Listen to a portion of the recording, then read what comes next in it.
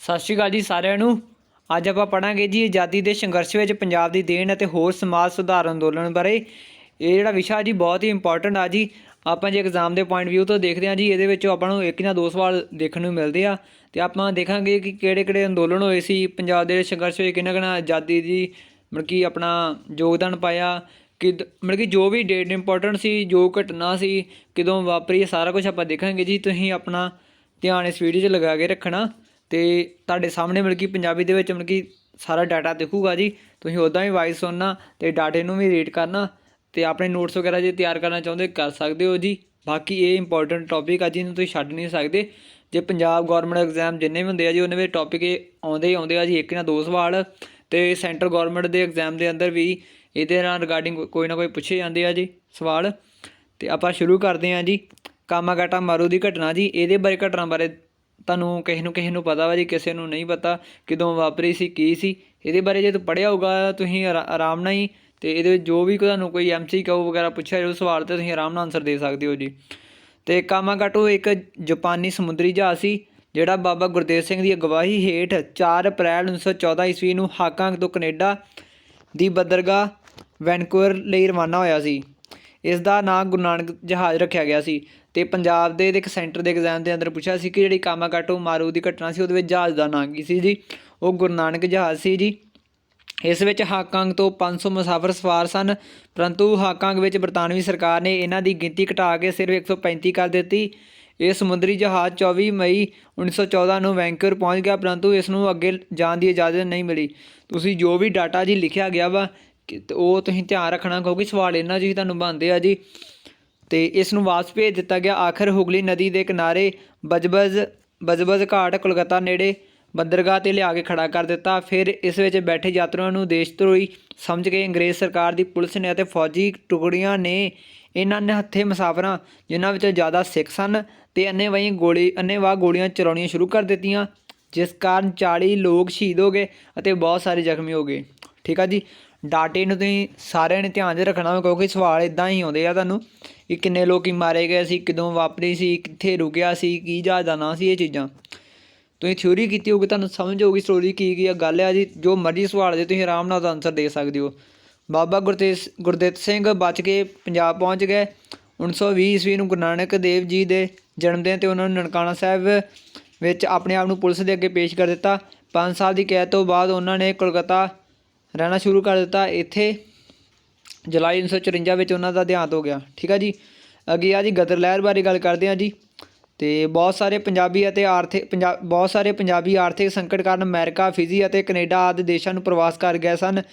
ਇਹਨਾਂ ਨੇ ਵਿਦੇਸ਼ਾਂ ਵਿੱਚ ਰਹਿੰਦਿਆਂ ਹੋਇਆਂ ਭਾਰਤ ਦੀ ਆਜ਼ਾਦੀ ਲਈ ਬਹੁਤ ਸਾਰੇ ਯਤਨ ਕੀਤੇ। ਇਹਨਾਂ ਵਿੱਚੋਂ ਗਦਰ ਲਹਿਰ ਇੱਕ ਮਹੱਤਵਪੂਰਨ ਯਤਨ ਸੀ ਅਤੇ ਅਮਰੀਕਾ ਮਹਾਂਦੀਪ ਇਹਨਾਂ ਲਹਿਰਾਂ ਦਾ ਮੁੱਖ ਕੇਂਦਰ ਸੀ।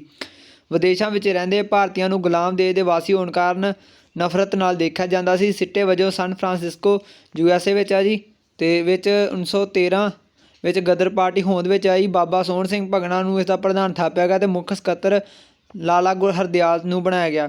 ਮਤਲਬ ਕਿ ਤੁਹਾਨੂੰ ਪ੍ਰਧਾਨ ਬਾਰੇ ਪੁੱਛ ਸਕਦੇ ਆ, ਮੁੱਖ ਸਕੱਤਰ ਬਾਰੇ ਪੁੱਛ ਸਕਦੇ ਆ, ਕਿੱਥੇ ਬਣੀ, ਕਦੋਂ ਬਣੀ, ਇਹ ਵੀ ਸਵਾਲ ਆਊਗਾ ਜੀ ਜਦੋਂ ਤੁਹਾਨੂੰ ਪੇਪਰ 'ਚ ਆਊਗਾ। ਇਸ ਸੰਗਠਨ ਨੇ ਸਨ ਫਰਾਂਸਿਸਕੋ ਵਿੱਚ ਇੱਕ ਹਫ਼ਤਾਵਾਰੀ ਅਖਬਾਰ ਗਦਰ ਸ਼ੁਰੂ ਕਰ ਦਿੱਤਾ ਗਿਆ ਜੀ। ਕੀ ਸ਼ੁਰੂ ਕੀਤਾ ਸੀ ਅਖਬਾਰ ਦਾ ਨਾਮ ਪੁੱਛ ਸਕਦੇ ਆ ਜੀ, ਤੁਹਾਨੂੰ ਯਾਦ ਹੋਣਾ ਚਾਹੀਦਾ। ਜੇ ਇਹਦਾ ਪਹਿਲਾ ਅੰਕ ਉਰਦੂ ਵਿੱਚ ਛਪਿਆ ਜੀ, ਇਹ ਵੀ ਪੁੱਛ ਸਕਦੇ ਕਿ ਪਹਿਲਾ ਜਿਹੜਾ ਅੰਕ ਗਦਰ ਅਖਬਾਰ ਦਾ ਛਪਿਆ ਸੀ ਕਿਸ ਵਿੱਚ ਛਪਿਆ ਸੀ? ਭਾਸ਼ਾ ਵਿੱਚ ਉਰਦੂ ਵਿੱਚ ਛਪਿਆ ਸੀ ਜੀ। ਇਸ ਸਮਾਚਾਰ ਪੱਤਰ ਕਾਰਨ ਹੀ ਸੰਗਠਨ ਦਾ ਨਾਂ ਗਦਰ ਪਾਰਟੀ ਰੱਖਿਆ ਗਿਆ। ਗਦਰ ਪਾਰਟੀ ਦਾ ਮੁੱਖ ਉਦੇਸ਼ ਹਥਿਆਰਬੰਦ ਬਗਾਵਤ ਰਾਹੀਂ ਭਾਰਤ ਨੂੰ ਆਜ਼ਾਦ ਕਰਾਉਣਾ ਸੀ।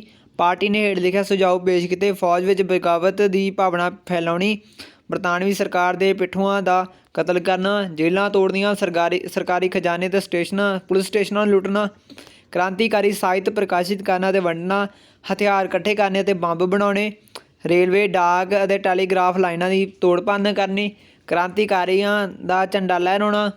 ਠੀਕ ਆ ਜੀ। ਤੁਹਾਨੂੰ ਕੋਈ ਇੱਦਾਂ 4 ਆਪਸ਼ਨ ਦੇ ਵਿੱਚ ਦੇ ਸਕਦੇ ਆ ਕਿ ਆਹ ਗਦਰ ਪਾਰਟੀ ਦੇ ਮੁੱਖ ਉਦੇਸ਼ ਇਹਨਾਂ ਵਿੱਚ ਕਿਹੜਾ ਨਹੀਂ ਆ, ਜਾਂ ਮਤਲਬ ਕਿ ਦੂਜਾ ਕਿਹੜਾ ਵਾ। ਇਹ ਤੁਹਾਨੂੰ ਇਹ ਸਾਰੇ ਦੇ ਦੇਣਗੇ ਕਿ ਕੀ ਉਹਨਾਂ ਦਾ ਸੁਝਾਅ ਸੀ। ਗਦਰ ਪਾਰਟੀ ਦੇ ਵਿਦੇਸ਼ੋਂ ਪਰਤੇ ਕ੍ਰਾਂਤੀਕਾਰਾਂ ਦੀ ਅਗਵਾਈ ਰਾਸ ਬਿਹਾਰੀ ਬੋਸ ਨੇ ਕੀਤੀ ਜੀ। ਇਹ ਵੀ ਪੁਆਇੰਟ ਰੱਖਣਾ ਤੁਸੀਂ। ਕਰਤਾਰ ਸਿੰਘ ਸਰਾਭਾ ਨੇ ਅਮਰੀਕਾ ਤੋਂ ਪਰਤ ਕੇ ਭਾਈ ਪਰਮਾਨੰਦ ਅਤੇ ਰਾਸ ਬਿਹਾਰੀ ਬੋਸ ਨਾਲ ਸੰਬੰਧ ਸਥਾਪਿਤ ਕੀਤਾ ਅਤੇ ਕਰਤਾਰ ਸਿੰਘ ਸਰਾਭਾ ਨੇ 21 ਫਰਵਰੀ 15 ਈਸਵੀ ਨੂੰ ਫਿਰੋਜ਼ਪੁਰ 'ਤੇ ਹਮਲਾ ਕਰਨ ਦੀ ਯੋਜਨਾ ਬਣਾਈ। ਉਹ ਆਪਣੇ ਸਾਥੀਆਂ ਸਮੇਤ ਕੀਰਤਨੀ ਜਥੇ ਦੇ ਭੇਸ ਵਿੱਚ ਫਿਰੋਜ਼ਪੁਰ ਪਹੁੰਚ ਗਿਆ। ਅੰਮ੍ਰਿਤਸਰ ਦੇ ਇੱਕ ਸਿਪਾਹੀ ਕਿਰਪਾਲ ਸਿੰਘ ਨੇ ਇਹਨਾਂ ਨੂੰ ਧੋਖਾ ਦਿੱਤਾ, ਜਿਸ ਕਾਰਨ ਇਹਨਾਂ ਨੂੰ ਕੈਦ ਕਰ ਲਿਆ ਗਿਆ। 17 ਨਵੰਬਰ 1915 ਨੂੰ 46 ਕ੍ਰਾਂਤੀਕਾਰੀਆਂ ਨੂੰ ਫਾਂਸੀ ਦਿੱਤੀ ਗਈ, ਜਿਨ੍ਹਾਂ ਵਿੱਚੋਂ ਇੱਕ ਕਰਤਾਰ ਸਿੰਘ ਸਰਾਭਾ ਵੀ ਸੀ। ਕਿਸੇ ਨੇ ਮਿਲ ਕੇ ਧੋਖਾ ਕੀਤਾ ਜੀ। ਇਹ ਅੰਮ੍ਰਿਤਸਰ ਦਾ ਕਿਹੜਾ ਸਿਪਾਹੀ ਸੀ, ਕਿਹਨਾਂ ਨਾਲ ਆਣ ਕੇ ਕਰਤਾਰ ਸਿੰਘ ਸਰਾਭਾ ਨੇ ਸੰਬੰਧ ਸਥਾਪਿਤ ਕੀਤੇ ਜੀ, ਉਹਦੇ ਬਾਰੇ ਪੁੱਛ ਸਕਦੇ ਹੋ ਜੀ। ਅਤੇ ਕਦੋਂ ਮਿਲ ਕੇ ਫਾਂਸੀ ਦਿੱਤੀ ਗਈ, ਇਹ ਵੀ ਬਾਰੇ ਤੁਸੀਂ ਰੱਖਣਾ ਯਾਦ। ਅੱਗੇ ਜੀ ਕੂਕਾ ਅੰਦੋਲਨ। ਨਾਮਧਾਰੀ ਜਾਂ ਕੂਕਾ ਅੰਦੋਲਨ ਦੇ ਜਨਮਦਾਤਾ ਬਾਬਾ ਬਾਲਕ ਸਿੰਘ ਸਨ। ਮਤਲਬ ਕਿ ਤੂੰ ਪੁੱਛ ਸਕਦੇ ਆ ਕਿ ਕੂਕਾ ਅੰਦੋਲਨ ਦਾ ਜਨਮਦਾਤਾ ਕੌਣ ਸੀ, ਮਤਲਬ ਕਿ ਕਿਹਨਾਂ ਨੇ ਸ਼ੁਰੂ ਕੀਤੀ ਸੀ, ਬਾਬਾ ਬਾਲਕ ਸਿੰਘ ਨੇ, ਜਿਨ੍ਹਾਂ ਨੂੰ ਭਗਤ ਜਵਾਹਰ ਮੱਲ ਨੇ ਦੀਖਿਆ ਦਿੱਤੀ ਸੀ, ਮਤਲਬ ਕਿ ਸਿੱਖਿਆ ਵਗੈਰਾ ਦਿੱਤੀ ਸੀ। ਨਾਮਧਾਰੀਆਂ ਦਾ ਮੁੱਖ ਉਦੇਸ਼ ਸ਼੍ਰੀ ਗੁਰੂ ਗੋਬਿੰਦ ਸਿੰਘ ਦੁਆਰਾ ਪ੍ਰਚਲਿਤ ਸਿੱਖ ਧਰਮ ਵਿੱਚੋਂ ਉਹਨਾਂ ਸਾਰੀਆਂ ਵਿਕ੍ਰਿਤ ਰਸਮਾਂ ਨੂੰ ਦੂਰ ਕਰਨਾ ਜੋ ਹਿੰਦੂ ਜਾਂ ਮੁਸਲਮਾਨ ਵਰਗਾਂ ਵਿੱਚ ਮੌਜੂਦ ਸਨ, ਜਿਨ੍ਹਾਂ ਦੀ ਨਿੰਦਿਆ ਖੁਦ ਦਸਮ ਗੁਰੂ ਜੀ ਨੇ ਕੀਤੀ ਸੀ। ਬਾਬਾ ਬਾਲਕ ਸਿੰਘ ਦੀ ਮੌਤ ਤੋਂ ਬਾਅਦ 1816 ਈਸਵੀ ਵਿੱਚ ਬਾਬਾ ਰਾਮ ਸਿੰਘ ਉਹਨਾਂ ਦੇ ਉੱਤਰਾਧਿਕਾਰੀ ਬਣੇ। ਇਹਨਾਂ ਨੇ ਆਪਣਾ ਪ੍ਰਚਾਰ ਦਾ ਕੇਂਦਰ ਲੁਧਿਆਣਾ ਜ਼ਿਲ੍ਹੇ ਵਿੱਚ ਭੈਣੀ ਨਾਮੀ ਸਥਾਨ 'ਤੇ ਕਾਇਮ ਕਰਕੇ ਇਸ ਲਹਿਰ ਨੂੰ ਜਗਜੂ ਸਮਾਜਿਕ ਰਾਜਨੀਤਿਕ ਸੰਗਠਨ ਵਿੱਚ ਤਬਦੀਲ ਕਰ ਦਿੱਤਾ ਗਿਆ ਜੀ। ਅਤੇ ਮਤਲਬ ਕਿ ਪੁੱਛ ਸਕਦੇ ਕਿ ਇਹਨਾਂ ਦਾ ਕੇਂਦਰ ਕਿੱਥੇ ਆ ਜੀ। ਅਤੇ ਬਾਬਾ ਬਾਲਕ ਸਿੰਘ ਦੀ ਮੌਤ ਕਦੋਂ ਹੋਈ, ਉਹਨਾਂ ਤੋਂ ਬਾਅਦ ਕੌਣ ਉੱਤਰਾਧਿਕਾਰੀ ਬਣਿਆ ਜੀ, ਇਹ ਵੀ ਆ ਜੀ। ਅਤੇ ਜਿਹੜੀ ਮਲੇਰਕੋਟਲਾ ਵਿੱਚ ਇਹਨਾਂ ਦੀ ਘਟਨਾ ਉਹ ਵੀ ਤੁਹਾਨੂੰ ਪਤਾ ਹੋਣੀ ਚਾਹੀਦੀ ਹੈ ਜੀ। ਮਲੇਰਕੋਟਲਾ ਵਿੱਚ ਹੋਈ ਇੱਕ ਅਣਸੁਖਾਵੀ ਘਟਨਾ ਵਿੱਚ ਲਈ ਬਾਬਾ ਰਾਮ ਸਿੰਘ ਨੂੰ ਦੋਸ਼ੀ ਠਹਿਰਾਉਂਦਿਆਂ ਉਹਨਾਂ ਨੂੰ ਰੰਗੂਨ ਭੇਜ ਦਿੱਤਾ ਗਿਆ। 1885 ਈਸਵੀ ਵਿੱਚ ਬਾਬਾ ਰਾਮ ਸਿੰਘ ਜੀ ਦੀ ਮੌਤ ਤੋਂ ਬਾਅਦ ਉਹਨਾਂ ਦਾ ਭਰਾ ਹਰੀ ਸਿੰਘ ਗੱਦੀ ਦਾ ਅਧਿਕਾਰੀ ਬਣਿਆ ਜੀ। ਤੁਹਾਨੂੰ ਪੁੱਛ ਸਕਦੇ ਆ ਕਿ ਰਾਮ ਸਿੰਘ ਤੋਂ ਬਾਅਦ ਕੌਣ ਉੱਤਰਾਧਿਕਾਰੀ ਬਣਿਆ, ਕਦੋਂ ਉਹਨਾਂ ਦੀ ਮੌਤ ਹੋਈ, ਠੀਕ ਹੈ। ਉਹਨਾਂ ਦੀ ਮੌਤ 1906 ਈਸਵੀ ਵਿੱਚ ਹੋਈ, ਪਰੰਤੂ 21 ਸਾਲਾਂ ਦੇ ਸਮੇਂ ਵਿੱਚ ਬਰਤਾਨਵੀ ਸਰਕਾਰ ਨੇ ਉਹਨਾਂ ਨੂੰ ਭੈਣੀ ਸਾਹਿਬ ਤੋਂ ਬਾਹਰ ਜਾਣ ਦੀ ਕਦੇ ਵੀ ਆਗਿਆ ਨਹੀਂ ਦਿੱਤੀ। ਉਹਨਾਂ ਦੀ ਮੌਤ ਤੋਂ ਬਾਅਦ ਉਹਨਾਂ ਦੇ ਪੁੱਤਰ ਗੁਰੂ ਪ੍ਰਤਾਪ ਸਿੰਘ ਗੱਦੀ 'ਤੇ ਬੈਠੇ। ਸਤਿਗੁਰੂ ਪ੍ਰਤਾਪ ਸਿੰਘ 1961 ਵਿੱਚ ਸਵਰਗਵਾਸ ਹੋਣ 'ਤੇ ਗੁਰੂ ਜਗਜੀਤ ਸਿੰਘ ਉਹਨਾਂ ਦੇ ਉੱਤਰਾਧਿਕਾਰੀ ਬਣੇ। ਗੁਰੂ ਜਗਜੀਤ ਸਿੰਘ ਨੇ ਦਸੰਬਰ 2012 ਵਿੱਚ ਦੇਹਾਂਤ ਹੋਣ ਤੋਂ ਬਾਅਦ ਹੁਣ ਠਾਕੁਰ ਉਦੈ ਸਿੰਘ ਨਾਮਧਾਰੀ ਸੰਸਥਾ ਦੇ ਮੁਖੀ ਸਨ ਜੀ। ਇਹਦੇ ਬਾਰੇ ਯਾਦ ਰੱਖਣਾ ਜੀ। ਅਤੇ ਨਾਮਧਾਰੀ ਕੂਕਾ ਕਿਉਂ ਕਹਿੰਦੇ ਸੀ ਜੀ? ਪਵਿੱਤਰ ਸ਼ਬਦ ਗਾਉਂਦੇ ਹੋਏ ਜਾਂ ਪਵਿੱਤਰ ਨਾਮ ਦਾ ਭਜਨ ਕਰਦੇ ਹੋਏ ਨਾਮਧਾਰੀ ਬੇਹੱਦ ਆਨੰਦ ਨਾਲ ਭਿੱਜ ਜਾਂਦੇ ਸਨ ਅਤੇ ਧਾਰਮਿਕ ਉਨਮਾਦ ਵਿੱਚ ਪਹੁੰਚ ਜਾਂਦੇ ਸਨ। ਮੁਸਲਮਾਨ ਫਕੀਰਾਂ ਵਾਂਗ ਉਹ ਪਗੜੀਆਂ ਹੱਥ ਵਿੱਚ ਲੈ ਕੇ ਘੂਕਦੇ ਅਤੇ ਚੀਕਦੇ ਸਨ। ਉਹਨਾਂ ਦੇ ਵਾਲ ਹਵਾ ਵਿੱਚ ਲਹਿਰਾਉਣ ਲੱਗਦੇ ਸਨ। ਇਹਨਾਂ ਉੱਚੀਆਂ ਚੀਕਾਂ ਦੇ ਕਾਰਨ ਉਹਨਾਂ ਨੂੰ ਕੂਕਾ ਕਿਹਾ ਜਾਣ ਲੱਗ ਪਿਆ, ਠੀਕ ਆ ਜੀ। ਅੱਗੇ ਆ ਜੀ ਕਿਸਾਨ ਲਹਿਰ ਦਾ ਉਭਾਰ। ਬਰਤਾਨਵੀ ਸਰਕਾਰ ਦੀ ਭਾਰਤੀਆਂ ਪ੍ਰਤੀ ਆਰਥਿਕ ਨੀਤੀ ਸਹੀ ਨਹੀਂ ਸੀ। ਸਰਕਾਰ ਨੇ ਭੋਏ ਲਗਾਨ ਮਤਲਬ ਕਿ ਭੂਮੀ ਲਗਾਨ ਅਤੇ ਸਿੰਜਾਈ ਦਰ ਵਿੱਚ ਵਾਧਾ ਕਰ ਦਿੱਤਾ, ਜਿਸ ਕਾਰਨ ਕਿਸਾਨਾਂ ਵਿੱਚ ਅਸੰਤੋਖ ਦੀ ਭਾਵਨਾ ਪੈਦਾ ਹੋ ਗਈ। ਬਰਤਾਨਵੀ ਸਰਕਾਰ ਦੀ ਲਗਾਨ ਨੀਤੀ ਬਹੁਤ ਕਰੜੀ ਸੀ। ਕਾਲ ਜਾਂ ਸੋਕੇ ਸਮੇਂ ਕਿਸਾਨਾਂ ਨੂੰ ਭੂਮੀ ਲਗਾਨ 'ਤੇ ਕੋਈ ਰਿਆਇਤ ਨਹੀਂ ਦਿੱਤੀ ਜਾਂਦੀ ਸੀ ਜੀ। ਅਤੇ ਜਿਸ ਕਰਕੇ ਮਤਲਬ ਕਿ ਉਹਨਾਂ ਨੂੰ ਜੋ ਨਹੀਂ ਦਿੱਤੇ ਜਾਂਦਾ ਸੀ ਲਗਾਨ ਵਗੈਰਾ, ਤਾਂ ਉਹਨਾਂ ਦੀ ਜ਼ਮੀਨ ਵਗੈਰਾ ਦੱਬ ਲੈਂਦੇ ਸੀ ਜੀ, ਜਿਹੜੀ ਗਹਿਣੇ ਰੱਖੀ ਹੁੰਦੀ ਸੀ, ਜਾਂ ਉਹਨਾਂ ਨੂੰ ਆਪਣੇ ਪਸ਼ੂ ਵਗੈਰਾ ਵੇਚਣੇ ਪੈਂਦੇ ਸੀ ਜੀ। ਅਤੇ ਇੱਕ ਡਾਟਾ ਸੀ ਜੀ 1875 ਤੋਂ ਲੈ ਕੇ 1878 ਵਿੱਚ 1,65,000 ਏਕੜ ਸੀ ਅਤੇ ਵੱਧ ਕੇ ਮਤਲਬ ਕਿ 1884 ਤੋਂ 85 ਅਤੇ 3,85,000 ਏਕੜ ਹੋ ਗਈ ਜੀ। ਅਤੇ ਜਿਹੜੀ ਮਤਲਬ ਕਿ ਉਹਨਾਂ ਨੇ ਜ਼ਬਤ ਵਗੈਰਾ ਕਰ ਲਈ ਸੀ ਜੀ, ਗਹਿਣੇ ਰੱਖਣੀ ਪਈ ਸੀ। ਇੰਨੀ ਡਾਟਾ ਸੀ ਕਿ ਜਦੋਂ ਭੂਮੀ ਲਗਾਨ ਵਗੈਰਾ ਲਗਾਇਆ ਜਾਂਦਾ ਸੀ। ਅਤੇ ਇਹਨਾਂ ਕਾਰਨਾਂ ਕਰਕੇ ਪੰਜਾਬ ਵਿੱਚ ਕਿਸਾਨੀ ਅੰਦੋਲਨ ਸ਼ੁਰੂ ਹੋ ਗਿਆ ਜੀ। ਇਸ ਅੰਦੋਲਨ ਦੀ ਅਗਵਾਈ ਸਰਦਾਰ ਅਜੀਤ ਸਿੰਘ, ਲਾਲਾ ਲਾਜਪਤ ਰਾਏ, ਸੂਫੀ ਅੰਬਾ ਪ੍ਰਸਾਦ ਅਤੇ ਅਲੀ ਹੈਦਰ ਨੇ ਕੀਤੀ। ਨਹਿਰੀ ਪਾਣੀ ਦੇ ਲਗਾਨ ਵਿੱਚ ਵਾਧੇ ਦੀ ਨਹਿਰੀ ਬਸਤੀਆਂ ਵਿੱਚ 1905 ਤੋਂ 1907 ਵਿੱਚ ਸਖਤ ਵਿਰੋਧਤਾ ਕੀਤੀ ਗਈ। ਬਾਂਕੇ ਦਿਆਲ ਰਾਹੀਂ ਰਚਿਤ ਗੀਤ ਪੰਗੜੀ ਸੰਭਾਲ ਜੱਟਾ ਘਰ ਘਰ ਗੂੰਜਣ ਲੱਗਾ। ਅਤੇ ਬਾਂਕੇ ਦਿਆਲ ਜਿਹੜਾ ਇੱਦਾਂ ਬਹੁਤ ਸਾਰੇ ਨੇ ਪੰਗੜੀ ਸੰਭਾਲ ਜਿਹੜਾ ਗੀਤ ਸੀ ਜੀ, ਕਿਹਨੇ ਲਿਖਿਆ ਜੀ? ਬਾਂਕੇ ਦਿਆਲ ਨੇ ਲਿਖਿਆ ਸੀ ਜੀ, ਕਿਉਂਕਿ ਉਹਨਾਂ ਨੇ ਗਾਇਆ ਸੀ ਜੀ। ਇਹ ਤੁਹਾਨੂੰ ਚੇਤੇ ਹੋਣਾ ਚਾਹੀਦਾ ਵਾ, ਕਿਉਂਕਿ ਇਹ 2-3 ਪੁਆਇੰਟ ਹੁੰਦੇ ਆ ਜੀ ਜਿਹੜੇ ਮੇਨ ਹੁੰਦੇ ਆ, ਇਹਨਾਂ ਤੋਂ ਹੀ ਸਵਾਲ ਬਣਦੇ ਆ ਜੀ। ਅਤੇ ਜਲਿਆਂਵਾਲਾ ਬਾਗ ਦਾ ਜਿਹੜਾ ਸਾਕਾ ਜੀ ਰੋਇਲਟ ਐਕਟ ਨਾਲ ਸੰਬੰਧਿਤ ਆ ਜੀ, ਤੁਸੀਂ ਉਹਦੇ ਬਾਰੇ ਵੀ ਤੁਹਾਨੂੰ ਪਤਾ ਹੋਣਾ ਚਾਹੀਦਾ ਜੀ। ਆਮ ਕਰਕੇ ਭਾਰਤੀਆਂ ਅਤੇ ਖਾਸ ਕਰਕੇ ਪੰਜਾਬੀਆਂ ਦਾ ਟਾਕਰਾ ਰੋਇਲਟ ਐਕਟ ਨਾਲ ਹੋਇਆ, ਜਿਸ ਨੂੰ ਮਾਰਚ 1919 ਵਿੱਚ ਪਾਸ ਕੀਤਾ ਗਿਆ ਸੀ, ਜਿਸ ਰਾਹੀਂ ਸਰਕਾਰ ਨੂੰ ਇਹ ਸ਼ਕਤੀ ਦਿੱਤੀ ਗਈ ਸੀ ਕਿ ਉਹ ਰਾਸ਼ਟਰਵਾਦੀਆਂ ਨੂੰ ਬਿਨਾਂ ਮੁਕੱਦਮਾ ਚਲਾਏ ਜੇਲ੍ਹ ਵਿੱਚ ਰੋਕ ਸਕਦੀ ਹੈ। ਗਾਂਧੀ ਜੀ ਨੇ ਇਸ ਖਿਲਾਫ ਸੱਤਿਆਗ੍ਰਹਿ ਅੰਦੋਲਨ ਛੇੜ ਦਿੱਤਾ, ਠੀਕ ਆ ਜੀ। ਪੁੱਛ ਸਕਦੇ ਕਿ ਜਦੋਂ ਰੋਇਲਟ ਐਕਟ ਆਇਆ ਸੀ, ਜਲਿਆਂਵਾਲਾ ਬਾਗ ਦਾ ਸਾਕਾ ਹੋਇਆ ਸੀ, ਉਸ ਟਾਈਮ ਗਾਂਧੀ ਨੇ ਕਿਹੜਾ ਮਤਲਬ ਕਿ ਅੰਦੋਲਨ ਛੇੜਿਆ ਸੀ ਜੀ? ਸੱਤਿਆਗ੍ਰਹਿ ਸੀ ਜੀ। 30 ਮਾਰਚ 1919 ਨੂੰ ਆਮ ਹੜਤਾਲ ਦਾ ਸੱਦਾ ਦਿੱਤਾ ਗਿਆ। ਜੋ ਮਗਰੋਂ ਬਦਲ ਕੇ 6 ਅਪ੍ਰੈਲ ਕਰ ਦਿੱਤਾ ਗਿਆ। ਪੰਜਾਬ ਵਿੱਚ ਇਹ ਭਾਰੀ ਸਫਲ ਰਿਹਾ। ਕੁਝ ਥਾਵਾਂ 'ਤੇ ਹਿੰਸਾ ਵੀ ਹੋਈ। ਚਿੰਤਿਤ ਗਾਂਧੀ ਜੀ ਪੰਜਾਬ ਨੂੰ ਤੁਰ ਪਏ। ਉਹਨਾਂ ਨੂੰ 6 ਅਪ੍ਰੈਲ 1919 ਨੂੰ ਪਲਵਲ ਵਿਖੇ ਗ੍ਰਿਫਤਾਰ ਕਰ ਲਿਆ ਗਿਆ ਜੀ। ਪੁੱਛ ਸਕਦੇ ਹੋ ਕਿ ਕਿੱਥੇ ਉਹਨੂੰ ਗ੍ਰਿਫਤਾਰ ਕੀਤਾ ਗਿਆ ਸੀ, ਕਦੋਂ ਕੀਤਾ ਗਿਆ ਸੀ ਜੀ, ਕਿਉਂਕਿ ਸਵਾਲ ਇੱਦਾਂ ਹੀ ਬਣਦੇ ਆ, ਕਿਉਂਕਿ ਮੈਨੂੰ ਵਾਰ-ਵਾਰ ਕਹਿਣਾ ਪੈ ਰਿਹਾ ਕਿਉਂਕਿ ਸਾਰਿਆਂ ਨੂੰ ਚੇਤਾ ਰਹੇ ਕਿ ਆਹ ਗੱਲ ਮੇਨ ਆ ਜੀ। ਗਾਂਧੀ ਜੀ ਦੀ ਗ੍ਰਿਫਤਾਰੀ ਨਾਲ ਹੜਤਾਲਾਂ ਅਤੇ ਮੁਜ਼ਾਹਰਿਆਂ ਦਾ ਦੌਰਾ ਸ਼ੁਰੂ ਹੋ ਗਿਆ।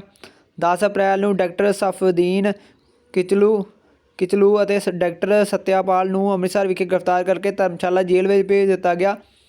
22 ਅਪ੍ਰੈਲ ਨੂੰ ਅੰਮ੍ਰਿਤਸਰ ਦਾ ਪ੍ਰਸ਼ਾਸਨ ਜਨਰਲ ਡਾਇਰ ਦੇ ਸਪੁਰਦ ਕਰ ਦਿੱਤਾ ਗਿਆ ਅਤੇ ਉਹਨਾਂ ਨੇ ਸਾਰੀਆਂ ਸਭਾਵਾਂ ਅਤੇ ਮੁਜ਼ਾਹਰਿਆਂ 'ਤੇ ਪਾਬੰਦੀ ਲਾ ਦਿੱਤੀ, ਪਰ ਪਾਬੰਦੀ ਦਾ ਕੋਈ ਪ੍ਰਚਾਰ ਨਾ ਕੀਤਾ ਗਿਆ। ਅੰਮ੍ਰਿਤਸਰ ਦੇ ਲੋਕਾਂ ਨੇ 13 ਅਪ੍ਰੈਲ 1919 ਨੂੰ ਜਲ੍ਹਿਆਂਵਾਲੇ ਬਾਗ ਵਿੱਚ ਇੱਕ ਰੋਸ ਮੀਟਿੰਗ ਸੱਦੀ। ਬਾਗ ਵਿੱਚ ਤਕਰੀਬਨ 25,000 ਲੋਕਾਂ ਦਾ ਇਕੱਠ ਸੀ। ਜਦੋਂ ਸਭਾ ਚੱਲ ਰਹੀ ਸੀ, ਜਨਰਲ ਡਾਇਰ ਨੇ ਆਪਣੇ 150 ਸੈਨਿਕਾਂ ਸਮੇਤ 150 ਮਿਲ ਗਈ, ਇਹਨਾਂ 150 ਨਹੀਂ ਨਾ ਪਤਾ ਹੁੰਦਾ, ਅਤੇ 150 ਸੈਨਿਕਾਂ ਸਮੇਤ ਜਲ੍ਹਿਆਂਵਾਲੇ ਬਾਗ ਦੇ ਦਰਵਾਜ਼ੇ ਅੱਗੇ ਪੁੱਜ ਗਿਆ ਅਤੇ ਬਾਗ ਵਿੱਚ ਜਾਣ ਲਈ ਕੇਵਲ ਇੱਕੋ ਤੰਗ ਜਿਹਾ ਰਸਤਾ ਸੀ। ਜਨਰਲ ਡਾਇਰ ਨੇ ਉਸ ਰਸਤੇ ਅੱਗੇ ਖਲੋ ਕੇ ਲੋਕਾਂ ਨੂੰ 3 ਮਿੰਟ ਦੇ ਅੰਦਰ ਅੰਦਰ ਤਿੱਤਰ ਬਿੱਤਰ ਹੋਣ ਦਾ ਹੁਕਮ ਦਿੱਤਾ, ਜੋ ਕਿ ਅਸੰਭਵ ਸੀ। ਜਨਰਲ ਡਾਇਰ ਨੇ 3 ਮਿੰਟਾਂ ਦੇ ਅੰਦਰ ਅੰਦਰ ਤਿੱਤਰ ਬਿੱਤਰ ਹੋਣ ਦਾ ਹੁਕਮ ਦਿੱਤਾ, ਜੋ ਕਿ ਸੰਭਵ ਸੀ। ਜਨਰਲ ਡਾਇਰ ਨੇ 3 ਮਿੰਟਾਂ ਮਗਰੋਂ ਗੋਲੀ ਦਾ ਹੁਕਮ ਦਿੱਤਾ। ਲਗਭਗ 1000 ਲੋਕ ਮਾਰੇ ਗਏ ਅਤੇ 3000 ਤੋਂ ਵੱਧ ਲੋਕ ਜ਼ਖਮੀ ਹੋਏ। ਅਤੇ ਅੱਗੇ ਆ ਜੀ ਸਾਈਮਨ ਕਮਿਸ਼ਨ ਬਾਰੇ ਆ ਜੀ। 1928 ਈਸਵੀ ਵਿੱਚ ਆਰੰਭ ਵਿੱਚ ਅੰਗਰੇਜ਼ ਹਕੂਮਤ ਵੱਲੋਂ ਥਾਪਿਆ 7 ਮੈਂਬਰਾਂ ਦਾ ਇੱਕ ਕਮਿਸ਼ਨ ਭਾਰਤ ਵਿੱਚ ਆਇਆ, ਜਿਸ ਦਾ ਪ੍ਰਧਾਨ ਇੰਗਲੈਂਡ ਦਾ ਪ੍ਰਸਿੱਧ ਵਕੀਲ ਸਰ ਜਹਾਨ ਸਾਈਮਨ ਸੀ। ਤੁਹਾਨੂੰ ਪੂਰਾ ਨੇਮ ਯਾਦ ਹੋਣਾ ਚਾਹੀਦਾ ਅਤੇ ਕਿੱਥੋਂ ਦਾ ਵਕੀਲ ਸੀ ਇਹ ਵੀ ਪਤਾ ਹੋਣਾ ਚਾਹੀਦਾ ਵਾ, ਜਾਂ ਪੁੱਛ ਸਕਦੇ ਕਿਹੜਾ ਸਰ ਜਹਾਨ ਸਾਈਮਨ ਸੀ ਉਹ ਕੀ ਸੀ। ਉਹ ਪ੍ਰਸਿੱਧ ਵਕੀਲ ਸੀ ਜੀ, ਕਿਉਂਕਿ ਉਹਦੇ ਵਿੱਚ ਕੋਈ ਮੈਂਬਰ ਨਹੀਂ ਸੀ ਜੀ ਭਾਰਤ ਦਾ, ਸਾਰੇ ਹੀ ਅੰਗਰੇਜ਼ ਸੀ ਜੀ।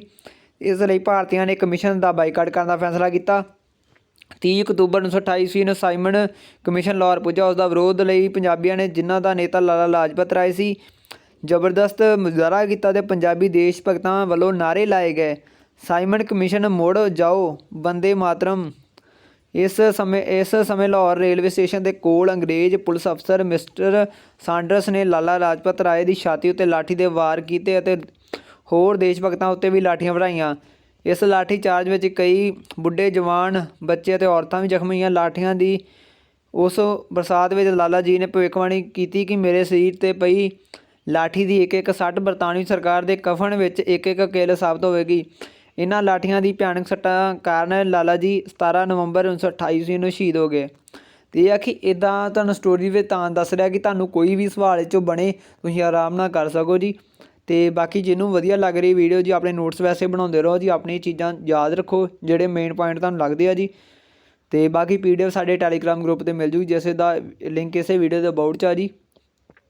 ਨੌਜਵਾਨ ਭਾਰਤ ਸਭਾ ਜੀ, ਇਹਦੇ ਵਿੱਚ ਆ ਜੀ, ਇਹਦੀ ਗੱਲ ਆਪਾਂ ਕਰਦੇ ਹਾਂ ਜੀ। ਸਰਦਾਰ ਭਗਤ ਸਿੰਘ, ਭਗਵਤੀ ਚਰਨ ਵੋਹਰਾ, ਸੁਖਦੇਵ, ਪ੍ਰਿੰਸੀਪਲ ਸ਼ਬੀਰ ਦਾਸ, ਜਸਪਾਲ ਆਦਿ ਨੇ 1925-26 ਈਸਵੀ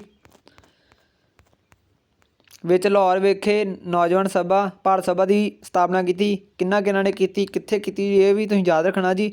ਭਗਤ ਸਿੰਘ ਆਪ ਉਸ ਦਾ ਜਨਰਲ ਸਕੱਤਰ ਨਿਯੁਕਤ ਹੋਇਆ। ਇਸ ਸੰਸਥਾ ਨੂੰ ਗੂੜ੍ਹੇ ਧਰਮ ਧੜੇ ਦੇ ਕਾਂਗਰਸੀ ਨੇਤਾਵਾਂ ਦੀ ਹਮਾਇਤ ਹਾਸਲ ਸੀ।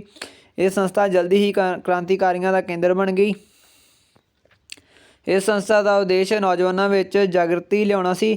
ਇਸ ਲਈ ਸਮੇਂ-ਸਮੇਂ 'ਤੇ ਸੰਸਥਾ ਲਾਹੌਰ ਵਿੱਚ ਮੀਟਿੰਗਾਂ ਕਰਨ ਮਾਰਕਸ ਅਤੇ ਲੈਨਿਨ ਦੇ ਵਿਚਾਰਾਂ ਉੱਤੇ ਬਹਿਸ ਕਰਦੀ ਸੀ। ਇਸ ਸਭਾ ਵਿੱਚ ਦੂਸਰੇ ਦੇਸ਼ਾਂ ਵਿੱਚ ਆਏ ਇਨਕਲਾਬਾਂ ਉੱਤੇ ਵੀ ਵਿਚਾਰ ਕੀਤਾ ਜਾਂਦਾ ਸੀ। ਅਤੇ ਕਿਹਨਾਂ ਦੇ ਵਿਚਾਰਾਂ 'ਤੇ ਬਹਿਸ ਕੀਤੀ ਜਾਂਦੀ ਸੀ ਉਹਨਾਂ ਨਾਂ ਯਾਦ ਰੱਖਣੇ ਆ ਜੀ।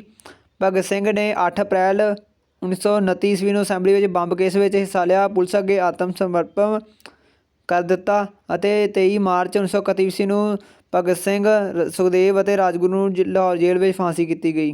ਠੀਕ ਹੈ ਜੀ। ਕਦੋਂ ਨਾ ਬੰਬ ਕੇਸ ਦਾ ਕੀਤਾ ਸੀ ਜੀ, ਅਸੈਂਬਲੀ ਵਿੱਚ ਬੰਬ ਸੁੱਟਿਆ ਸੀ ਜੀ, ਉਹ ਡੇਟ ਰੱਖਣੀ ਯਾਦ ਤੁਸੀਂ, ਕਿਉਂਕਿ ਜ਼ਰੂਰੀ ਆ। ਆਰੀਆ ਸਮਾਜ ਦੀ ਗੱਲ ਕਰਦੇ ਹਾਂ ਜੀ ਹੁਣ ਆਪਾਂ। 19ਵੀਂ ਸਦੀ ਦੇ ਅਖੀਰ ਅੱਧ ਵਿੱਚ ਸਭ ਤੋਂ ਜ਼ਿਆਦਾ ਪ੍ਰਭਾਵ ਛੱਡਣ ਵਾਲੀ ਆਰੀਆ ਸਮਾਜ ਲਹਿਰ ਦੇ ਸੰਸਥਾਪਕ ਸਵਾਮੀ ਦਇਆਨੰਦ ਸਰਸਵਤੀ ਸਨ। ਅਤੇ ਆਰੀਆ ਸਮਾਜ ਦੇ ਮਤਲਬ ਕਿ ਮੋਢੀ ਪੁੱਛਦੇ ਆ ਜੀ, ਅਤੇ ਸਵਾਮੀ ਦਇਆਨੰਦ ਸਰਸਵਤੀ ਆ ਜੀ, ਤੁਸੀਂ ਚੇਤੇ ਰੱਖਣਾ ਜੀ। ਵੇਦਾਂ ਦੀ ਸਿੱਖਿਆ ਪ੍ਰਾਪਤ ਕਰਕੇ ਉਹਨਾਂ ਨੇ 1875 ਈਸਵੀ ਦੀ ਮੁੰਬਈ ਵਿਖੇ ਆਰੀਆ ਸਮਾਜ ਦੀ ਨੀਂਹ ਰੱਖੀ। ਕਦੋਂ ਰੱਖੀ ਜੀ, ਡੇਟ ਰੱਖਣੀ ਯਾਦ ਤੁਸੀਂ, ਸਨ ਵਗੈਰਾ। 1877 ਈਸਵੀ ਵਿੱਚ ਇਸ ਦੀ ਇੱਕ ਬ੍ਰਾਂਚ ਲਾਹੌਰ ਵਿੱਚ ਖੋਲ੍ਹੀ ਗਈ। ਅਤੇ ਲਾਹੌਰ 'ਚ ਕਦੋਂ ਖੋਲ੍ਹੀ ਗਈ ਜੀ, ਉਹਦੀ ਤੁਸੀਂ ਸਾਨੂੰ ਯਾਦ ਰੱਖਣਾ 1877। ਹੌਲੀ ਹੌਲੀ ਕਈ ਸ਼ਹਿਰਾਂ ਵਿੱਚ ਆਰੀਆ ਸਮਾਜ ਦੀਆਂ ਸ਼ਾਖਾਵਾਂ ਸਥਾਪਿਤ ਹੋ ਗਈਆਂ। ਸਤਿਆਰਥ ਪ੍ਰਕਾਸ਼ ਇਸ ਮੱਤ ਦੀ ਪ੍ਰਸਿੱਧ ਪੁਸਤਕ ਸੀ ਜੀ। ਅਤੇ ਪੁਸਤਕ ਦਾ ਨਾਮ ਪੁੱਛ ਸਕਦੇ ਆ ਕਦੋਂ ਪ੍ਰਕਾਸ਼ਿਤ ਹੋਈ ਸੀ, 1874 ਵਿੱਚ ਹੋਈ ਸੀ ਜੀ। ਆਰੀਆ ਸਮਾਜ ਦੀ ਸਥਾਪਨਾ ਦਾ ਮੁੱਖ ਉਦੇਸ਼ ਵੇਦਾਂ ਦਾ ਪ੍ਰਚਾਰ ਕਰਨਾ ਅਤੇ ਮੂਰਤੀ ਪੂਜਾ ਅਤੇ ਖੋਖਲੇ ਰੀਤੀ ਰਿਵਾਜ਼ਾਂ ਦਾ ਖੰਡਨ ਕਰਨਾ ਸੀ।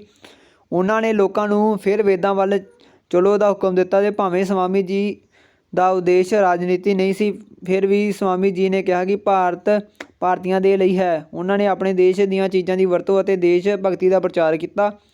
ਉਹਨਾਂ ਤੋਂ ਬਾਅਦ ਲਾਲਾ ਲਾਜਪਤ ਰਾਏ, ਸਵਾਮੀ ਹੰਸਰਾਜ ਹੰਸ, ਸਵਾਮੀ ਸ਼ਰਧਾਨੰਦ, ਮਦਨ ਮੋਹਨ ਮਾਲਵੀਆ, ਰਾਮ ਭੋਸਲੇ ਵਰਗੇ ਬਹੁਤ ਸਾਰੇ ਆਰੀਆ ਸਮਾਜੀਆਂ ਨੇ ਭਾਰਤ ਦੇ ਸੁਤੰਤਰਤਾ ਸੰਗਰਾਮ ਵਿੱਚ ਆਪਣੀ ਮਹੱਤਵਪੂਰਨ ਭੂਮਿਕਾ ਨਿਭਾਈ। ਠੀਕ ਆ ਜੀ। ਅਤੇ ਅੱਗੇ ਆ ਜੀ 9ਵੇਂ ਨੰਬਰ 'ਤੇ ਅਹਿਮਦੀਆ ਅੰਦੋਲਨ, ਕਿਉਂਕਿ ਇਹ ਸਾਰੇ ਅੰਦੋਲਨ ਬਹੁਤ ਹੀ ਇੰਪੋਰਟੈਂਟ ਆ ਜੀ। ਇਹਨਾਂ 'ਚ ਹੀ ਸਵਾਲ ਬਣਦੇ ਆ ਜੀ, ਅਤੇ ਬਹੁਤ ਹੀ ਮੇਨ ਟੋਪਿਕ ਆਪਣਾ, ਇਹਨੂੰ ਛੱਡ ਨਹੀਂ ਸਕਦੇ ਆਪਾਂ।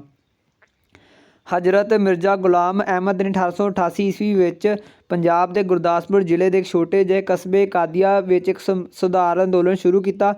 ਇਸ ਦੇ ਮੋਢੀ ਦਾ ਨਾਂ ਉੱਪਰ ਹੀ ਹੈ ਹੀ ਇਸ ਅੰਦੋਲਨ ਦੇ ਨਾਂ ਅਹਿਮਦੀਆ ਅੰਦੋਲਨ ਵਿੱਚ ਪੈ ਗਿਆ। ਮਤਲਬ ਕਿ ਇਹਨਾਂ ਦੇ ਜਿਹੜਾ ਹੈਗਾ ਸੀ ਮੋਢੀ, ਉਹਦੇ ਨਾਂ 'ਤੇ ਅੰਦੋਲਨ ਦਾ ਨਾਂ ਪਿਆ ਜੀ। 1880 ਈਸਵੀ ਵਿੱਚ ਉਹਨਾਂ ਦੀ ਪੁਸਤਕ ਬ੍ਰਾਹਮਣ ਏ ਅਹਿਮਦੀਆ ਦੇ ਪ੍ਰਕਾਸ਼ਨ ਦਾ ਮੁਸਲਮਾਨਾਂ ਨੇ ਭਰਵਾਂ ਸਵਾਗਤ ਕੀਤਾ। 1880 ਈਸਵੀ ਵਿੱਚ ਉਹਨਾਂ ਨੇ ਕਾਦੀਆ ਤੋਂ ਇੱਕ ਅੰਗਰੇਜ਼ੀ ਰਸਾਲਾ ਰਿਵਿਊ ਆਫ ਰਿਲੀਜਨਸ ਕੱਢਿਆ, ਜਿਸ ਰਾਹੀਂ ਉਹਨਾਂ ਨੇ ਆਪਣੇ ਵਿਚਾਰਾਂ ਦਾ ਪ੍ਰਚਾਰ ਕੀਤਾ। ਹਜ਼ਰਤ ਮਿਰਜ਼ਾ ਗੁਲਾਮ ਅਹਿਮਦ ਦਾ 1906 ਈਸਵੀ ਵਿੱਚ ਦੇਹਾਂਤ ਹੋ ਗਿਆ। ਅਹਿਮਦੀਆ ਅੰਦੋਲਨ ਨੇ ਵੀ ਆਰੀਆ ਸਮਾਜ ਦੀ ਤਰ੍ਹਾਂ ਸਿੱਖਿਆ ਦਾ ਪ੍ਰਚਾਰ ਕੀਤਾ ਅਤੇ ਉਹਨਾਂ ਨੇ ਕਾਦੀਆ ਵਿੱਚ ਅੰਗਰੇਜ਼ੀ ਸਕੂਲ ਵਿੱਚ ਕਈ ਥਾਵਾਂ 'ਤੇ ਪ੍ਰਾਇਮਰੀ ਸਿੱਖਿਆ ਸੰਸਥਾਵਾਂ ਦੀ ਸਥਾਪਨਾ ਕੀਤੀ। ਅਹਿਮਦੀਆ ਦਾ ਮੁੱਖ ਦਫ਼ਤਰ ਅੱਜ ਕੱਲ੍ਹ ਕਾਦੀਆ ਜ਼ਿਲ੍ਹਾ ਗੁਰਦਾਸਪੁਰ ਵਿਖੇ ਹੈ। ਇਹਦੇ ਵਿੱਚ ਜੋ ਵੀ ਇੰਪੋਰਟੈਂਟ ਪੁਆਇੰਟ ਬਣਦੇ ਆ ਜੀ, ਤੁਸੀਂ ਚੇਤੇ ਰੱਖਣੇ ਆ ਜੀ। ਅਤੇ ਮਤਲਬ ਕਿ ਬਹੁਤ ਹੀ ਬਰੀਫਲੀ ਵੀ ਦਿੱਤਾ ਗਿਆ ਜੀ, ਛੋਟੇ ਸਾਰੀ ਘਟਨਾ ਨੂੰ ਤੁਸੀਂ ਚੇਤੇ ਰੱਖਣੀ ਆ ਜੀ। ਅੱਗੇ ਗੱਲ ਕਰਦੇ ਹਾਂ ਜੀ ਸਿੰਘ ਸਭਾ ਅੰਦੋਲਨ। ਸਿੱਖ ਧਰਮ ਵਿੱਚ ਆਈਆਂ ਕੁਰੀਤੀਆਂ ਨੂੰ ਦੂਰ ਕਰਨ ਲਈ ਅਤੇ ਪੰਜਾਬੀਆਂ ਵਿੱਚ ਈਸਾਈ ਧਰਮ ਦਾ ਪ੍ਰਚਾਰ ਰੋਕਣ ਲਈ ਅੰਮ੍ਰਿਤਸਰ ਵਿੱਚ 1873 ਈਸਵੀ ਵਿੱਚ ਸਿੰਘ ਸਭਾ ਦੀ ਸਥਾਪਨਾ ਹੋਈ ਜੀ। ਅਤੇ ਕਦੋਂ ਹੋਈ ਜੀ? ਅੰਮ੍ਰਿਤਸਰ ਦੇ ਵਿੱਚ ਹੋਈ 1873 ਈਸਵੀ ਵਿੱਚ, ਜਿਸ ਵਿੱਚ ਸਰਦਾਰ ਖੇਮ ਸਿੰਘ ਬੇਦੀ, ਠਾਕਰ ਸਿੰਘ ਸੰਧਾਵਾਲੀਆ, ਗਿਆਨੀ ਗਿਆਨ ਸਿੰਘ, ਪ੍ਰੋਫੈਸਰ ਗੁਰਮੁਖ ਸਿੰਘ ਨੇ ਮੁੱਖ ਭੂਮਿਕਾ ਨਿਭਾਈ। ਸਿੰਘ ਸਭਾ ਦੇ ਮੁੱਖ ਸਿਧਾਂਤ ਸਨ ਜੀ ਸਿੱਖ ਗੁਰੂਆਂ ਦੁਆਰਾ ਆਦਰਸ਼ਿਤ ਸਿੱਖ ਧਰਮ ਦਾ ਪ੍ਰਚਾਰ ਕਰਨਾ, ਸਿੱਖ ਧਾਰਮਿਕ ਸਾਹਿਤ ਦਾ ਪੰਜਾਬੀ ਭਾਸ਼ਾ ਵਿੱਚ ਪ੍ਰਚਾਰ ਕਰਨਾ, ਨੌਜਵਾਨਾਂ ਨੂੰ ਸਿੱਖ ਜੀਵਨ ਪੱਧਤੀ ਅਤੇ ਵਿਵਹਾਰ ਵਿੱਚ ਸਿੱਖਿਆ ਦੇਣ ਲਈ ਖਾਲਸਾ ਸਕੂਲਾਂ ਅਤੇ ਕਾਲਜਾਂ ਦੀ ਸਥਾਪਨਾ। ਪ੍ਰੋਫੈਸਰ ਗੁਰਮੁਖ ਸਿੰਘ ਦੇ ਯਤਨਾਂ ਕਾਰਨ 1879 ਈਸਵੀ ਵਿੱਚ ਇੱਕ ਹੋਰ ਸਿੰਘ ਸਭਾ ਲਾਹੌਰ ਵਿੱਚ ਸਥਾਪਿਤ ਕੀਤੀ ਗਈ ਜੀ। ਅਤੇ ਗੁਰਮੁਖ ਸਿੰਘ ਦੁਆਰਾ 1879 ਵਿੱਚ ਜੀ ਕੀਤੀ ਗਈ ਇੱਕ ਹੋਰ ਸਿੰਘ ਸਭਾ ਦਾ ਸਥਾਪਨਾ ਕੀਤੀ ਗਈ। ਇਹ ਤੁਸੀਂ ਚੇਤੇ ਰੱਖਣਾ ਜੀ। ਲਾਹੌਰ ਵਿੱਚ ਸਭਾ ਵੀ ਮੂਲ ਸਿਧਾਂਤ ਉਹੀ ਸਨ ਜੋ ਅੰਮ੍ਰਿਤਸਰ ਸਿੰਘ ਸਭਾ ਦੇ ਸਨ ਜੀ। ਇਸ ਸਭਾ ਦਾ ਉਦੇਸ਼ ਪੰਜਾਬੀ ਭਾਸ਼ਾ ਦਾ ਵਿਕਾਸ ਕਰਨਾ ਅਤੇ ਸਿੱਖਾਂ ਨੂੰ ਧਾਰਮਿਕ ਵਿੱਦਿਆ ਦੇਣਾ ਸੀ। ਇਸ ਨੇ ਪਹਿਲਾ ਨਿਰੋਲ ਹਫ਼ਤਾਵਾਰੀ ਪੰਜਾਬੀ ਵਿੱਚ ਗੁਰਮੁਖੀ ਅਖਬਾਰ ਚਾਲੂ ਕੀਤਾ। ਠੀਕ ਆ ਜੀ, ਇਹ ਵੀ ਤੁਸੀਂ ਰੱਖਣਾ। ਅਖਬਾਰ ਦਾ ਨਾਮ ਵੀ ਚੇਤੇ ਰੱਖਣਾ ਜੀ। ਜੋ ਘਟਨਾ ਮੁੱਖ ਹੈ ਜੀ, ਸਾਰੀਆਂ ਚੀਜ਼ਾਂ ਯਾਦ ਰੱਖਣੀਆਂ ਤੁਸੀਂ। ਅੰਮ੍ਰਿਤਸਰ ਸਿੰਘ ਸਭਾ ਅਤੇ ਲਾਹੌਰ ਸਿੰਘ ਸਭਾ ਦੇ ਕੰਮਾਂ ਦੀ ਅਗਵਾਈ ਅਤੇ ਦੇਖਭਾਲ ਲਈ ਖਾਲਸਾ ਦੀਵਾਨ ਨਾਂ ਦਾ ਇੱਕ ਸੰਸਥਾ ਉਹਦੇ ਵਿੱਚ ਆਈ, ਪਰੰਤੂ ਖਾਲਸਾ ਦੀਵਾਨ ਦੀ ਇੱਕ ਸੰਸਥਾ ਨਾ ਬਣ ਸਕੀ। ਆਪਸੀ ਮਤਭੇਦ ਦੇ ਬਾਵਜੂਦ ਖਾਲਸਾ ਦੀਵਾਨ ਰਾਹੀਂ ਪੰਜਾਬ ਦੇ ਕਈ ਸ਼ਹਿਰਾਂ ਵਿੱਚ ਸਿੰਘ ਸਭਾ ਦੀਆਂ ਬ੍ਰਾਂਚਾਂ ਖੋਲ੍ਹੀਆਂ ਗਈਆਂ। ਲਾਹੌਰ ਸਿੰਘ ਸਭਾ ਦੇ ਯਤਨਾਂ ਨਾਲ ਅੰਮ੍ਰਿਤਸਰ ਵਿਖੇ 5 ਮਾਰਚ 1892 ਈਸਵੀ ਵਿੱਚ ਖਾਲਸਾ ਕਾਲਜ ਦੀ ਸਥਾਪਨਾ ਕੀਤੀ ਗਈ। ਇਹ ਬਹੁਤ ਹੀ ਇੰਪੋਰਟੈਂਟ ਪੁਆਇੰਟ ਆ ਜੀ। 5 ਮਾਰਚ 1892 ਈਸਵੀ ਵਿੱਚ ਕੀਤੀ ਗਈ ਜੀ ਖਾਲਸਾ ਕਾਲਜ ਦੀ ਸਥਾਪਨਾ। ਇਹਦੀ ਰੱਖਣਾ ਤੁਸੀਂ ਗੱਲ ਨੂੰ ਧਿਆਨ 'ਚ। ਅੱਗੇ ਆ ਜੀ ਚੀਫ ਖਾਲਸਾ ਦੀਵਾਨ ਬਾਰੇ ਪੜ੍ਹਾਂਗੇ ਜੀ।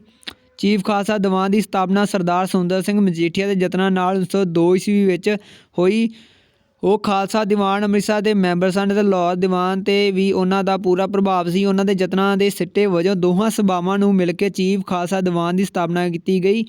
ਚੀਫ ਖਾਲਸਾ ਦੀਵਾਨ ਦੇ ਮੁੱਖ ਉਦੇਸ਼ ਸਨ ਸਰਕਾਰੀ ਸੇਵਾਵਾਂ, ਖਾਸ ਤੌਰ 'ਤੇ ਸੈਨਾ ਪੁਲਿਸ ਵਿੱਚ ਸਿੱਖਾਂ ਨੂੰ ਉਚਿਤ ਪ੍ਰਤੀਨਿਧਤਾ ਦਿਵਾਉਣ ਲਈ ਸੰਘਰਸ਼ ਕਰਨਾ, ਖਾਲਸਾ ਕਾਲਜ ਦਾ ਵਿਕਾਸ ਕਰਨਾ ਅਤੇ ਉਸ ਨੂੰ ਇੱਕ ਸ਼ਕਤੀਸ਼ਾਲੀ ਸੰਸਥਾ ਬਣਾਉਣਾ, ਵੱਧ ਤੋਂ ਵੱਧ ਸਕੂਲ ਅਤੇ ਕਾਲਜ ਖੋਲ੍ਹਣੇ, ਪੰਜਾਬੀ ਸਾਹਿਤ ਦਾ ਵਿਕਾਸ ਕਰਨਾ ਅਤੇ ਇਸ ਨੂੰ ਉਤਸ਼ਾਹਿਤ ਕਰਨਾ। ਸਰਦਾਰ ਸੁੰਦਰ ਸਿੰਘ ਮਜੀਠੀਆ ਸ਼ੁਰੂ ਤੋਂ ਹੀ ਚੀਫ ਖਾਲਸਾ ਦੀਵਾਨ ਦੇ ਪਥ ਪ੍ਰਦਰਸ਼ਕ ਅਤੇ ਮੋਰੀ ਵਿਅਕਤੀ ਰਹੇ। 1941 ਈਸਵੀ ਵਿੱਚ ਸਵਰਗਵਾਸ ਹੋਣ ਤੱਕ ਉਹ ਚੀਫ ਖਾਲਸਾ ਦੀਵਾਨ ਅਤੇ ਖਾਲਸਾ ਕਾਲਜ ਦੇ ਸਕੱਤਰ ਰਹੇ। ਠੀਕ ਆ ਜੀ, ਚੇਤੇ ਰੱਖਣੀ ਇਹ ਵੀ ਗੱਲ। ਅੱਗੇ ਆ ਜੀ ਅਕਾਲੀ ਲਹਿਰ। ਅਕਾਲੀ ਲਹਿਰ ਨੂੰ ਗੁਰਦੁਆਰਾ ਸੁਧਾਰ ਲਹਿਰ ਵੀ ਕਿਹਾ ਜਾਂਦਾ ਹੈ ਜੀ, ਇਸ ਬਾਰੇ ਵੀ ਚੇਤਾ ਰੱਖਣਾ ਤੁਸੀਂ ਗੱਲਾਂ ਨੂੰ। ਪੰਜਾਬ ਵਿੱਚ ਅਕਾਲੀ ਲਹਿਰ ਦੇ ਹੋਂਦ ਵਿੱਚ ਆਉਣ ਦਾ ਮੁੱਖ ਕਾਰਨ ਇਹ ਸੀ ਕਿ ਪਹਿਲੇ ਸਮਿਆਂ ਵਿੱਚ ਗੁਰਦੁਆਰਾ ਦੇ ਗ੍ਰੰਥੀ ਭਾਈ ਮਣੀ ਸਿੰਘ ਵਰਗੇ ਸੱਚੇ ਸੁੱਚੇ ਅਤੇ ਮਹਾਨ ਬਲੀਦਾਨ ਹੋਇਆ ਕਰਦੇ ਸਨ। ਪਰ 1920 ਈਸਵੀ ਤੱਕ ਪੰਜਾਬ ਦੇ ਗੁਰਦੁਆਰੇ ਅੰਗਰੇਜ਼ ਪੱਖੀ ਚਰਿੱਤਰਹੀਨ ਮੰਤਾਂ ਦੇ ਅਧਿਕਾਰ ਹੇਠ ਆ ਚੁੱਕੇ ਸਨ। ਮੰਤਾਂ ਦੀਆਂ ਅਨੈਤਿਕ ਕਾਰਵਾਈਆਂ ਤੋਂ ਸਿੱਖ ਤੰਗ ਆ ਕੇ ਗੁਰਦੁਆਰਿਆਂ ਵਿੱਚ ਸੁਧਾਰ ਚਾਹੁੰਦੇ ਸਨ। ਉਹਨਾਂ ਨੇ ਇਸ ਮਸਲੇ ਨੂੰ ਹੱਲ ਕਰਨ ਲਈ ਅੰਗਰੇਜ਼ ਸਰਕਾਰ ਤੋਂ ਸਹਾਇਤਾ ਲੈਣੀ ਚਾਹੀ, ਪਰੰਤੂ ਉਹ ਸਫਲ ਰਹੇ। ਨਵੰਬਰ 1920 ਈਸਵੀ ਨੂੰ ਸਿੱਖਾਂ ਨੇ ਇਹ ਮਤਾ ਪਾਇਆ ਕਿ ਸਮੂਹ ਗੁਰਦੁਆਰਿਆਂ ਦੀ ਦੇਖਭਾਲ ਲਈ ਸਿੱਖਾਂ ਦੇ ਨੁਮਾਇੰਦਿਆਂ ਦੀ ਇੱਕ ਕਮੇਟੀ ਬਣਾਈ ਜਾਵੇ। ਸਿੱਖਾਂ ਦੇ ਯਤਨਾਂ ਨਾਲ 16 ਨਵੰਬਰ 1920 ਈਸਵੀ ਨੂੰ ਸ਼੍ਰੋਮਣੀ ਗੁਰਦੁਆਰਾ ਪ੍ਰਬੰਧਕ ਕਮੇਟੀ ਹੋਂਦ ਵਿੱਚ ਆਈ ਅਤੇ 14 ਦਸੰਬਰ 1920 ਈਸਵੀ ਨੂੰ ਸ਼੍ਰੋਮਣੀ ਅਕਾਲੀ ਦਲ ਹੋਂਦ ਵਿੱਚ ਆਇਆ। ਜੇ ਤੁਹਾਨੂੰ ਸ਼੍ਰੋਮਣੀ ਗੁਰਦੁਆਰਾ ਪ੍ਰਬੰਧਕ ਕਮੇਟੀ ਦਾ ਪੁੱਛਣਾ ਕਦੋਂ ਹੋਂਦ ਵਿੱਚ ਆਈ ਜੀ, 16 ਨਵੰਬਰ 1920, ਅਤੇ ਜੇ ਪੁੱਛ ਲੈਣ ਜੀ ਸ਼੍ਰੋਮਣੀ ਅਕਾਲੀ ਦਲ ਤਾਂ 14 ਦਸੰਬਰ 1920 ਈਸਵੀ ਨੂੰ। ਅਕਾਲੀ ਜਥਿਆਂ ਨੇ ਬਦਲ ਚੱਲਣ ਮੰਤਾਂ ਕੋਲ ਗੁਰਦੁਆਰਿਆਂ ਨੂੰ ਖਾਲੀ ਕਰਵਾਉਣ ਦਾ ਕੰਮ ਆਰੰਭ ਕੀਤਾ। ਉਹਨਾਂ ਨੇ ਹਸਨ ਅਬਦਾਲ ਵਿਚਲਾ ਗੁਰਦੁਆਰਾ ਪੰਜਾ ਸਾਹਿਬ, ਜ਼ਿਲ੍ਹਾ ਸ਼ੇਖਪੁਰਾ ਦਾ ਗੁਰਦੁਆਰਾ ਸੱਚਾ ਸੌਦਾ ਅਤੇ ਅੰਮ੍ਰਿਤਸਰ ਜ਼ਿਲ੍ਹੇ ਦਾ ਚੋਲਾ ਸਾਹਿਬ ਗੁਰਦੁਆਰੇ ਮੰਤਾਂ ਤੋਂ ਖਾਲੀ ਕਰਵਾਏ। ਤਰਨਤਾਰਨ ਵਿੱਚ ਅਕਾਲੀਆਂ ਦੀ ਮੰਤਾਂ ਨਾਲ ਮੁੱਠਭੇੜ ਹੋਈ। ਇਸੇ ਤਰ੍ਹਾਂ ਸਿਆਲਕੋਟ ਵਿੱਚ ਬਾਬਾ ਕੀ ਬੇਰ ਅਤੇ ਲਾਇਲਪੁਰ ਫੈਸਲਾਬਾਦ ਜ਼ਿਲ੍ਹੇ ਦੇ ਗੁਰਦੁਆਰਾ ਗੋਜਰਾਂ ਵਿਖੇ ਵਾਪਰਿਆ। ਅਕਾਲੀ ਦਲ ਵੀ ਗੁਰਦੁਆਰਿਆਂ ਨੂੰ ਆਜ਼ਾਦ ਕਰਾਉਣ ਲਈ ਜੁਟਿਆ ਰਿਹਾ। 20 ਫਰਵਰੀ 1921 ਈਸਵੀ ਨੂੰ ਨਨਕਾਣਾ ਸਾਹਿਬ ਅਤੇ ਗੁਰਦੁਆਰਿਆਂ ਵਿਖੇ ਵੱਡੀ ਦੁਰਘਟਨਾ ਵਾਪਰੀ। ਜਦਕਿ ਅਕਾਲੀ ਜਥਾ ਅਮਨ ਅਮਾਨ ਨਾਲ ਗੁਰਦੁਆਰਾ ਵਿਖੇ ਪੁੱਜਿਆ ਤਾਂ ਉੱਥੋਂ ਦੇ ਮਹੰਤ ਨਰੈਣ ਦਾਸ ਨੇ 130 ਅਕਾਲੀਆਂ ਦਾ ਕਤਲ ਕਰਵਾ ਦਿੱਤਾ। ਅੰਗਰੇਜ਼ ਸਰਕਾਰ ਨੇ ਅਕਾਲੀ ਪ੍ਰਤੀ ਕੋਈ ਵੀ ਹਮਦਰਦੀ ਨਾ ਜਤਾਈ, ਜਦਕਿ ਸੂਬਾ ਭਰ ਦੇ ਮੁਸਲਮਾਨਾਂ ਅਤੇ ਹਿੰਦੂਆਂ ਨੇ ਅਕਾਲੀ ਨਾਲ ਵੱਡੀ ਹਮਦਰਦੀ ਦਿਖਾਈ। ਕਿਹਨਾਂ ਨੇ ਜੀ ਕਿੰਨੇ ਮਤਲਬ ਕਿ ਅਕਾਲੀਆਂ ਦਾ ਕਤਲ ਕਰਾ ਦਿੱਤਾ ਜੀ? 130। ਉਦੋਂ ਮਹੰਤ ਕਿਹੜਾ ਸੀ? ਮਹੰਤ ਨਰੈਣ ਦਾਸ। ਅਤੇ ਇਹ ਗੱਲ ਨੂੰ ਚੇਤੇ ਰੱਖਣਾ ਜੀ। ਅੱਗੇ ਆ ਜੀ ਪ੍ਰਜਾ ਮੰਡਲ ਅੰਦੋਲਨ ਬਾਰੇ ਗੱਲ ਕਰਦੇ ਹਾਂ ਜੀ। ਪਟਿਆਲਾ ਰਿਆਸਤ ਵਿੱਦਿਆ ਅਤੇ ਉਦਯੋਗ ਪੱਖੋਂ ਕਾਫੀ ਪਛੜੀ ਹੋਈ ਸੀ। ਇਹ ਰਾਜਨੀਤਿਕ ਤੌਰ 'ਤੇ ਵੀ ਸੁਚੇਤ ਨਹੀਂ ਸੀ। ਲੋਕਾਂ ਵਿੱਚ ਚੇਤਨਾ ਪੈਦਾ ਕਰਨ ਲਈ ਸੇਵਾ ਸਿੰਘ ਠੀਕਰੀਵਾਲੇ ਨੇ ਪਟਿਆਲਾ ਰਿਆਸਤੀ ਦਲ ਦੀ ਨੀਂਹ ਰੱਖੀ। ਉਸ ਨੂੰ 9 ਜੁਲਾਈ 1923 ਈਸਵੀ ਨੂੰ ਗ੍ਰਿਫਤਾਰ ਕਰ ਲਿਆ ਗਿਆ। ਜੈਤੋ ਮੋਰਚੇ ਦੇ ਸਮੇਂ ਪਟਿਆਲਾ ਦੇ ਮਹਾਰਾਜਾ ਭੁਪਿੰਦਰ ਸਿੰਘ ਨੇ ਠੀਕਰੀਵਾਲੇ ਨੂੰ ਆਪਣੇ ਨਾਲ ਖਿੱਚਣ ਦਾ ਪੂਰਾ ਯਤਨ ਕੀਤਾ। ਠੀਕਰੀਵਾਲਾ ਵੱਲੋਂ ਇਨਕਾਰ ਕਰਨ 'ਤੇ ਉਸ ਨੂੰ ਲਾਹੌਰ ਜੇਲ੍ਹ ਵਿੱਚ ਨਜ਼ਰਬੰਦ ਕਰ ਦਿੱਤਾ ਗਿਆ। ਉਸ ਦੀ ਗੈਰਹਾਜ਼ਰੀ ਵਿੱਚ ਪਟਿਆਲਾ ਰਿਆਸਤੀ ਦਲ ਅਤੇ ਮਾਲਵਾ ਪ੍ਰਤੀਨਿਧਤਾ ਖਾਲਸਾ ਦੀਵਾਨ ਦਾ ਜਥੇਦਾਰ ਚੁਣ ਲਿਆ ਗਿਆ। ਗੁਰਦੁਆਰਾ ਐਕਟ 1925 ਅਨੁਸਾਰ ਸਿੱਖਾਂ ਨੂੰ ਰਿਹਾ ਕਰ ਦਿੱਤਾ ਗਿਆ, ਪਰੰਤੂ ਸੇਵਾ ਸਿੰਘ ਠੀਕਰੀਵਾਲਾ ਨੂੰ ਰਿਹਾਈ ਨਾ ਮਿਲੀ ਅਤੇ ਉਸ ਨੂੰ ਬਰਤਾਨਵੀ ਸਰਕਾਰ ਦੇ ਹੁਕਮਾਂ ਅਨੁਸਾਰ ਪਟਿਆਲਾ ਸਰਕਾਰ ਨੇ ਜੇਲ੍ਹ ਵਿੱਚ ਰੱਖਿਆ। 1928 ਈਸਵੀ ਵਿੱਚ ਪਟਿਆਲਾ ਜੇਲ੍ਹ ਤੋਂ ਰਿਹਾਈ ਹੋਣ ਤੋਂ ਬਾਅਦ ਠੀਕਰੀਵਾਲ ਪੰਜਾਬ ਪ੍ਰਜਾ ਮੰਡਲ ਅਤੇ ਰਿਆਸਤੀ ਪ੍ਰਜਾ ਮੰਡਲ ਦਾ ਪ੍ਰਧਾਨ ਚੁਣਿਆ ਗਿਆ। ਉਸਨੇ ਪਟਿਆਲਾ ਦੇ ਲੋਕਾਂ ਤੋਂ ਹੋ ਰਹੇ ਅਤਿਆਚਾਰ ਵਿਰੁੱਧ ਆਵਾਜ਼ ਉਠਾਈ ਅਤੇ ਬਾਬਾ ਹੀਰਾ ਸਿੰਘ ਪੱਠਲ, ਹਰਨਾਮ ਸਿੰਘ ਚਮਕ, ਤੇਜਾ ਸਿੰਘ ਸਵਤੰਤਰ, ਹਰਦਿੱਤ ਸਿੰਘ ਭੱਠਲ ਅਤੇ ਬਾਬਾ ਸੁੰਦਰ ਸਿੰਘ ਨੇ ਉਹਨਾਂ ਦਾ ਸਮਰਥਨ ਕੀਤਾ। ਉਹਨਾਂ ਨੇ ਰਿਆਸਤੀ ਸਰਕਾਰ ਅਤੇ ਬਰਤਾਨਵੀ ਸਾਮਰਾਜ ਦਾ ਸਖਤੀ ਨਾਲ ਵਿਰੋਧ ਕੀਤਾ। ਅੱਗੇ ਆ ਜੀ ਚਾਬੀਆਂ ਦਾ ਮਾਮਲੇ ਵਾਲਾ ਅੰਦੋਲਨ ਆ ਜੀ। ਦਰਬਾਰ ਸਾਹਿਬ ਅੰਮ੍ਰਿਤਸਰ ਉੱਤੇ ਸਿੱਖਾਂ ਦਾ ਕਬਜ਼ਾ ਸੀ, ਪਰ ਅੰਗਰੇਜ਼ ਸਰਕਾਰ ਨਹੀਂ ਸੀ ਚਾਹੁੰਦੀ ਕਿ ਗੁਰਦੁਆਰਿਆਂ ਦੀ ਗੋਲਕ ਦੀਆਂ ਚਾਬੀਆਂ ਸਿੱਖਾਂ ਦੇ ਕਬਜ਼ੇ ਵਿੱਚ ਰਹਿਣ। ਅੰਤ ਨੂੰ ਅੰਗਰੇਜ਼ਾਂ ਨੇ ਚਾਬੀਆਂ ਆਪਣੇ ਕਬਜ਼ੇ ਵਿੱਚ ਕਰ ਲਈਆਂ। ਸਿੱਖਾਂ ਨੇ ਇਸ ਦਾ ਭਾਰੀ ਵਿਰੋਧ ਕੀਤਾ। ਬਹੁਤ ਸਾਰੇ ਸਿੱਖ ਨੇਤਾਵਾਂ ਨੂੰ ਬੰਦੀ ਬਣਾ ਲਿਆ ਗਿਆ ਅਤੇ ਉਹਨਾਂ ਨੂੰ ਸਖਤ ਸਜ਼ਾਵਾਂ ਦਿੱਤੀਆਂ ਗਈਆਂ। ਇਸ ਨਾਲ ਸਿੱਖਾਂ ਦਾ ਵਿਰੋਧ ਹੋਰ ਵੀ ਤਿੱਖਾ ਹੋ ਗਿਆ। ਇਸ ਵਿਰੋਧ ਨੂੰ ਕਾਂਗਰਸ ਅਤੇ ਖਿਲਾਫਤ ਕਮੇਟੀ ਨੇ ਵੀ ਸਹਾਇਤਾ ਦਿੱਤੀ। ਅੰਤ ਨੂੰ ਅੰਗਰੇਜ਼ ਸਰਕਾਰ ਨੂੰ ਸਿੱਖਾਂ ਅੱਗੇ ਝੁਕਣਾ ਪਿਆ। ਗੁਰਦੁਆਰੇ ਦੀ ਗੋਲਕ ਦੀਆਂ ਚਾਬੀਆਂ ਸ਼੍ਰੋਮਣੀ ਗੁਰਦੁਆਰਾ ਪ੍ਰਬੰਧਕ ਕਮੇਟੀ ਨੂੰ ਸੰਭਾਲੀਆਂ ਗਈਆਂ। ਕੈਦੀ ਸਿੱਖਾਂ ਨੂੰ ਰਿਹਾਅ ਕੀਤਾ ਗਿਆ। ਅੱਗੇ ਆ ਜੀ ਗੁਰੂ ਕੇ ਬਾਗ ਦੀ ਘਟਨਾ ਬਾਰੇ ਆਪਾਂ ਪੜ੍ਹਾਂਗੇ ਜੀ, ਕੀ ਗੱਲ ਹੋਈ ਸੀ ਉੱਥੇ ਜੀ, ਸਾਰਾ ਕੁਛ। ਇਸ ਸਮੇਂ ਸ਼੍ਰੋਮਣੀ ਗੁਰਦੁਆਰਾ ਪ੍ਰਬੰਧਕ ਕਮੇਟੀ ਅਤੇ ਸ਼੍ਰੋਮਣੀ ਅਕਾਲੀ ਦਲ ਹੋਂਦ ਵਿੱਚ ਆਇਆ ਤਾਂ ਉਸ ਵੇਲੇ ਗੁਰਦੁਆਰਾ ਗੁਰੂ ਕਾ ਬਾਗ ਜ਼ਿਲ੍ਹਾ ਅੰਮ੍ਰਿਤਸਰ ਮਹੰਤ ਸੁੰਦਰ ਦਾਸ ਦੇ ਕਬਜ਼ੇ ਵਿੱਚ ਸੀ, ਜੋ ਕਿ ਇੱਕ ਚਰਿੱਤਰਹੀਣ ਵਿਅਕਤੀ ਸੀ। ਅਕਾਲੀਆਂ ਨੇ ਮਹੰਤ ਨੂੰ ਆਪਣਾ ਸੁਧਾਰ ਲਈ ਕਿਹਾ, ਉਸਨੇ ਕੋਈ ਧਿਆਨ ਨਾ ਦਿੱਤਾ। 23 ਅਗਸਤ 1921 ਈਸਵੀ ਨੂੰ ਸ਼੍ਰੋਮਣੀ ਅਕਾਲੀ ਦਲ ਨੇ ਦਾਨ ਸਿੰਘ ਦੀ ਅਗਵਾਈ ਵਿੱਚ ਇੱਕ ਜਥਾ ਭੇਜਿਆ। ਉਸ ਨੇ ਗੁਰਦੁਆਰੇ ਉੱਤੇ ਕਬਜ਼ਾ ਤਾਂ ਕਰ ਲਿਆ, ਪਰ ਮਹੰਤ ਨੇ ਗੁਰਦੁਆਰੇ ਦੀ ਜਾਇਦਾਦ ਉੱਤੇ ਆਪਣਾ ਹੱਕ ਜਤਾਉਂਦਿਆਂ ਪੁਲਿਸ ਬੁਲਾ ਲਈ। ਸਿੱਟੇ ਵਜੋਂ ਉਸ ਜਥੇ ਨੂੰ ਬੰਦੀ ਬਣਾ ਲਿਆ ਗਿਆ, ਪਰ ਅਖੀਰ ਵਿੱਚ ਅਕਾਲੀ ਦਲ ਗੁਰੂ ਕੇ ਮੋਰਚੇ ਨੂੰ ਸ਼ਾਂਤਮਈ ਢੰਗ ਨਾਲ ਜਿੱਤਣ ਵਿੱਚ ਕਾਮਯਾਬ ਹੋਇਆ। ਠੀਕ ਆ ਜੀ, ਤੁਸੀਂ ਤਰੀਕਾਂ ਯਾਦ ਰੱਖਣੀਆਂ ਜੀ, ਕਿਹੜਾ ਮੰਤ ਸੀ, ਕੋਈ ਵੀ ਇੰਪੋਰਟੈਂਟ ਪੁਆਇੰਟ ਆ ਜੀ ਤੁਹਾਨੂੰ ਲੱਗਦਾ ਉਹ ਤੁਸੀਂ ਨੋਟ ਰੱਖਣਾ, ਕਿਉਂਕਿ ਪੇਪਰ ਦੇ ਵਿੱਚ ਇਹਦੇ ਵਿੱਚੋਂ ਹੀ ਸਵਾਲ ਬਣਨੇ ਆ ਜੀ। ਜੈਤੋ ਦਾ ਮੋਰਚੇ ਬਾਰੇ ਗੱਲ ਕਰਦੇ ਹਾਂ ਜੀ। ਜੈਤੋ ਦਾ ਮੋਰਚਾ 1923 ਈਸਵੀ ਵਿੱਚ ਲੱਗਿਆ। ਇਸ ਦਾ ਮੁੱਖ ਕਾਰਨ ਸਿੱਖ ਕੌਮ ਨੂੰ ਅਤੈਸ਼ੀ ਨਾਭਾ ਦੇ ਮਹਾਰਾਜਾ ਰੁਪਿੰਦਰਮਨ ਸਿੰਘ ਨੂੰ ਗੱਦੀ ਤੋਂ ਲਾਉਣਾ ਸੀ। ਜੈਤੋ ਵਿਖੇ ਅੰਗਰੇਜ਼ਾਂ ਵੱਲੋਂ ਗੁਰਦੁਆਰਾ ਗੰਗਸਰ ਦੇ ਕਬਜ਼ੇ ਤੋਂ ਬਾਅਦ ਇਹ ਮੋਰਚਾ 2 ਸਾਲ ਚੱਲਦਾ ਰਿਹਾ ਅਤੇ ਅੰਤ ਨੂੰ ਗੁਰਦੁਆਰਾ ਗੰਗਸਰ ਤੋਂ ਪੁਲਿਸ ਦਾ ਪਹਿਰਾ ਹਟਾ ਦਿੱਤਾ ਗਿਆ ਅਤੇ ਬਰਤਾਨਵੀ ਸਰਕਾਰ ਨੂੰ 1925 ਈਸਵੀ ਵਿੱਚ ਗੁਰਦੁਆਰਾ ਐਕਟ ਪਾਸ ਕਰਨਾ ਪਿਆ ਅਤੇ ਅਕਾਲੀਆਂ ਨੇ ਜੈਤੋ ਦਾ ਮੋਰਚਾ ਖਤਮ ਕਰ ਦਿੱਤਾ। ਅੱਗੇ ਜੀ ਪੂਰਨ ਆਜ਼ਾਦੀ ਦਾ ਮਤਾ ਜੀ। ਦਸੰਬਰ 1929 ਈਸਵੀ ਨੂੰ ਕਾਂਗਰਸ ਦਾ ਇੱਕ ਸਾਲਾਨਾ ਸੰਮੇਲਨ ਪੰਡਿਤ ਜਵਾਹਰ ਲਾਲ ਨਹਿਰੂ ਦੀ ਪ੍ਰਧਾਨਗੀ ਹੇਠ ਲਾਹੌਰ ਵਿਖੇ ਹੋਇਆ। ਇੱਥੇ 31 ਦਸੰਬਰ 1929 ਈਸਵੀ ਨੂੰ ਪੂਰਨ ਸਵਰਾਜ ਦਾ ਪ੍ਰਸਤਾਵ ਪਾਸ ਕੀਤਾ ਗਿਆ ਅਤੇ ਆਜ਼ਾਦੀ ਦਾ ਨਵਾਂ ਤਿਰੰਗਾ ਝੰਡਾ ਲਹਿਰਾਇਆ ਗਿਆ। ਇਹ ਵੀ ਮਹੱਤਵਪੂਰਨ ਫੈਸਲਾ ਹੋਇਆ ਕਿ 26 ਜਨਵਰੀ 1930 ਈਸਵੀ ਨੂੰ ਸਾਰੇ ਭਾਰਤ ਵਿੱਚ ਸੁਤੰਤਰਤਾ ਦਿਵਸ ਮਨਾਇਆ ਜਾਵੇ। ਇਸ ਤਰ੍ਹਾਂ 26 ਜਨਵਰੀ 1930 ਨੂੰ ਸਾਰੇ ਭਾਰਤ ਵਿੱਚ ਪਹਿਲਾ ਆਜ਼ਾਦੀ ਦਿਵਸ ਮਨਾਇਆ ਗਿਆ। ਠੀਕ ਆ ਜੀ, ਪੁੱਛ ਸਕਦੇ ਕਿ ਪਹਿਲਾ ਆਜ਼ਾਦੀ ਦਿਵਸ ਕਦੋਂ ਮਨਾਇਆ ਗਿਆ ਜੀ? 26 ਜਨਵਰੀ 1930 ਵਾਲਾ। ਅਤੇ ਹੁਣ ਆਪਾਂ ਗੱਲ ਕਰਦੇ ਹਾਂ ਜੀ ਪੰਜਾਬ ਦੇ ਕੁਛ ਅੰਮ੍ਰਿਤ ਸ਼ਹੀਦ ਬਾਰੇ ਜੀ। ਪਹਿਲਾ ਜੀ ਮਦਨ ਲਾਲ ਢੀਂਗਰਾ। ਠੀਕ ਆ ਜੀ, ਇਹਨਾਂ ਦਾ ਜਨਮ 1883 ਤੋਂ ਲਏਗਾ ਜੀ, ਜਿਹੜਾ ਹੈਗਾ ਜੀ 1909 ਤੱਕ ਆ ਜੀ। ਅੰਮ੍ਰਿਤਸਰ ਨਾਲ ਸੰਬੰਧਿਤ ਮਦਨ ਲਾਲ ਢੀਂਗਰਾ ਇੱਕ ਭਾਰਤੀ ਕ੍ਰਾਂਤੀਕਾਰੀ ਸੀ ਜੋ ਕਿ ਲੰਦਨ 'ਚ ਮਕੈਨੀਕਲ ਇੰਜੀਨੀਅਰਿੰਗ ਦੀ ਪੜ੍ਹਾਈ ਕਰਨ ਲਈ ਗਿਆ ਸੀ। ਇੰਗਲੈਂਡ ਵਿੱਚ ਉਸ ਦਾ ਮੇਲ VD ਸਰਵਰਕਰ ਅਤੇ ਸ਼ਿਆਮਜੀ ਕ੍ਰਿਸ਼ਨ ਵਰਮਾ ਨਾਲ ਹੋਇਆ ਅਤੇ ਉਹਨਾਂ ਦਾ ਮਨ ਬਰਤਾਨਵੀ ਸਾਮਰਾਜ ਵੱਲੋਂ ਭਾਰਤੀਆਂ ਤੋਂ ਹੋ ਰਹੇ ਅਤਿਆਚਾਰ ਨੂੰ ਦੇਖ ਕੇ ਬਹੁਤ ਦੁਖੀ ਹੋਇਆ। 1909 ਈਸਵੀ ਵਿੱਚ ਇੱਕ ਅੰਗਰੇਜ਼ ਅਫਸਰ ਸਰ ਵਿਲੀਅਮ ਕਰਜ਼ਨ ਵਾਈਲੀ ਨੂੰ ਭਾਰਤੀ ਕ੍ਰਾਂਤੀਕਾਰੀਆਂ ਦੀ ਜਾਸੂਸੀ ਕਰਨ ਲਈ ਗੋਲੀ ਮਾਰ ਕੇ ਕਤਲ ਕਰ ਦਿੱਤਾ। ਬਾਅਦ ਵਿੱਚ ਉਸ ਨੂੰ ਲੰਦਨ ਵਿਖੇ 17 ਅਗਸਤ 1909 ਈਸਵੀ ਨੂੰ ਫਾਂਸੀ ਦਿੱਤੀ ਗਈ। ਜਦੋਂ ਬਰਤਾਨਵੀ ਜੱਜ ਨੇ ਆਪਣਾ ਫੈਸਲਾ ਦਿੱਤਾ ਤਾਂ ਢੀਂਗਰਾ ਨੇ ਕਿਹਾ, ਮੈਨੂੰ ਆਪਣੇ ਦੇਸ਼ ਦੇ ਲਈ ਬਲੀਦਾਨ ਦੇਣ 'ਤੇ ਮਾਣ ਹੈ, ਪਰ ਯਾਦ ਰੱਖੋ ਆਉਣ ਵਾਲੇ ਦਿਨਾਂ ਵਿੱਚ ਸਾਡਾ ਸਮਾਂ ਵੀ ਆਏਗਾ। ਠੀਕ ਆ ਜੀ, ਇਹਨਾਂ ਨਾਲ ਸੰਬੰਧਿਤ ਇੰਨੀ ਹੀ ਇਨਫੋਰਮੇਸ਼ਨ ਆ ਜੀ। ਕਰਤਾਰ ਸਿੰਘ ਸਰਾਭਾ ਬਾਰੇ ਆ ਜੀ। 1896 ਤੋਂ ਲੈ ਕੇ 1915 ਤੱਕ ਇਹਨਾਂ ਦਾ ਹੈਗਾ ਜੀ ਪੂਰਾ ਜੀਵਨ ਕਾਲ। ਕਰਤਾਰ ਸਿੰਘ ਸਰਾਭਾ ਦਾ ਸੰਬੰਧ ਗਦਰ ਪਾਰਟੀ ਨਾਲ ਸੀ। ਅਮਰੀਕਾ ਤੋਂ ਪਰਤੋਂ ਤੋਂ ਬਾਅਦ ਉਹਨਾਂ ਨੇ ਭਾਈ ਪਰਮਾਨੰਦ ਨਾਲ ਸੰਪਰਕ ਬਣਾਇਆ ਅਤੇ ਲੁਧਿਆਣਾ ਅਤੇ ਲਾਹੌਰ ਤੋਂ ਗਦਰ ਗੂੰਜ ਨਾਂ ਦੇ ਸਮਾਚਾਰ ਪੱਤਰ ਨੂੰ ਸਾਈਕਲੋ ਸਟਾਈਲ ਕਰਵਾ ਕੇ ਆਪਣੇ ਸੁਨੇਹਾ ਲੋਕਾਂ ਤੱਕ ਪਹੁੰਚਾਇਆ।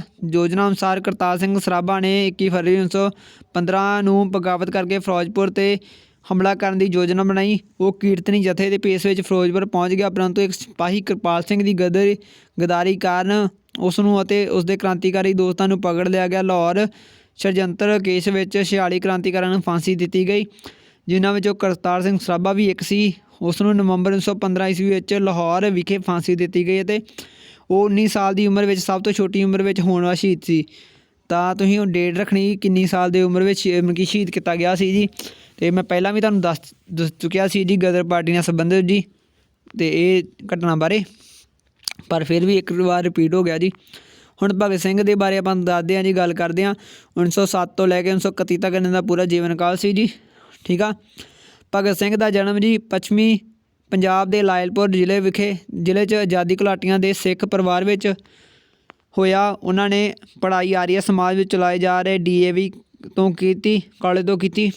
ਬਚਪਨ ਤੋਂ ਹੀ ਆਪ ਨੇ ਬਰਤਾਨਵੀ ਸ਼ਾਸਨ ਖਿਲਾਫ ਅੰਦੋਲਨਾਂ ਵਿੱਚ ਹਿੱਸਾ ਲਿਆ ਅਤੇ ਇਨਕਲਾਬ ਜਿੰਦਾਬਾਦ ਦਾ ਨਾਅਰਾ ਇਨਕਲਾਬ ਜਿੰਦਾਬਾਦ ਦਾ ਨਾਅਰਾ ਜੀ ਸਰਦਾਰ ਭਗਤ ਸਿੰਘ ਨੇ ਕੀਤਾ ਜੀ। ਅਤੇ ਗਦਰੀਆਂ ਦਾ 1915 ਵਿੱਚ ਫਾਂਸੀ ਲਗਾਏ ਜਾਣਾ, ਰਾਇਲ ਟੈਕਟ ਅਤੇ 1919 ਦੇ ਜਲਿਆਂਵਾਲੇ ਬਾਗ ਦੇ ਦੁਖਾਂਤ ਨੇ ਉਸਦੇ ਮਨ ਨੂੰ ਝੰਜੋੜਿਆ ਅਤੇ ਪੱਕਾ ਕ੍ਰਾਂਤੀਕਾਰੀ ਬਣ ਗਿਆ।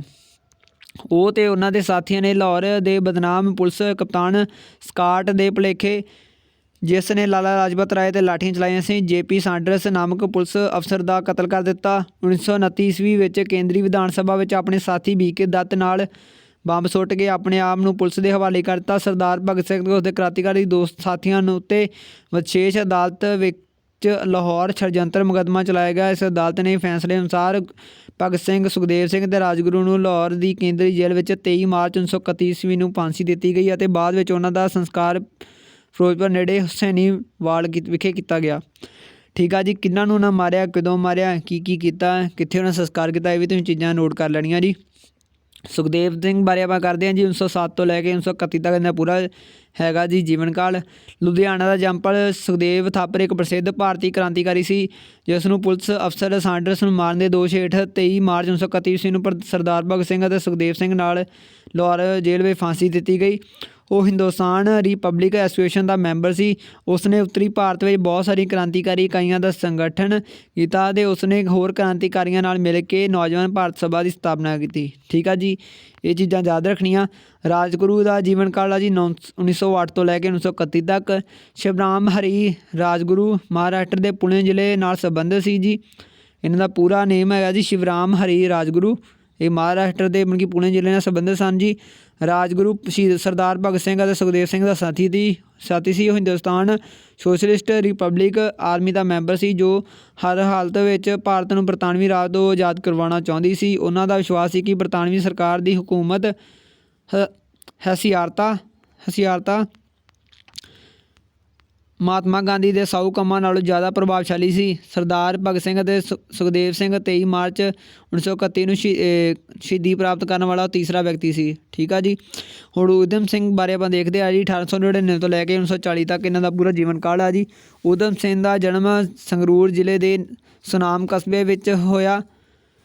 ਮਾਂ ਪਿਓ ਦਾ ਸਾਇਆ ਉੱਠ ਜਾਣ ਕਾਰਨ ਉਹ ਤੇ ਉਸਦਾ ਭਰਾ ਅੰਮ੍ਰਿਤਸਰ ਦੇ ਕੇਂਦਰੀ ਖਾਲਸਾ ਯਤੀਮਖਾਨੇ ਵਿੱਚ ਦਾਖਲ ਕਰਵਾਇਆ ਗਿਆ ਜਿੱਥੇ 1918 ਵਿੱਚ ਮੈਟ੍ਰਿਕ ਪਾਸ ਕਰਨ ਤੋਂ ਬਾਅਦ ਉਸਨੇ ਯਤੀਮਖਾਨਾ ਛੱਡ ਦਿੱਤਾ। ਵਿਸਾਖੀ ਵਾਲੇ ਦਿਨ 1919 ਵਿੱਚ ਜਲਿਆਂਵਾਲੇ ਬਾਗ ਦੀ ਘਟਨਾ ਨੇ ਉਸਦੇ ਮਨ 'ਤੇ ਗਹਿਰਾ ਅਸਰ ਪਾਇਆ। ਉਸਨੇ ਮਨ ਵਿੱਚ ਬਦਲਾ ਲੈਣ ਦਾ ਪ੍ਰਣ ਕਰ ਲਿਆ। ਉਸਨੇ ਆਪਣੀ ਮਨੋਕਾਮਨਾ 23 ਮਾਰਚ 1940 ਈਸਵੀ ਨੂੰ ਪੂਰੀ ਕਰ ਲਈ ਜਦੋਂ ਲੰਦਨ ਦੇ ਕੈਕਸਟਨ ਹਾਲ ਵਿੱਚ ਪੰਜਾਬ ਦੇ ਤਤਕਾਲੀਨ ਗਵਰਨਰ ਮਾਈਕਲ ਉਡਵਾਇਰ ਨੂੰ ਗੋਲੀਆਂ ਮਾਰ ਕੇ ਖਤਮ ਕਰ ਦਿੱਤਾ।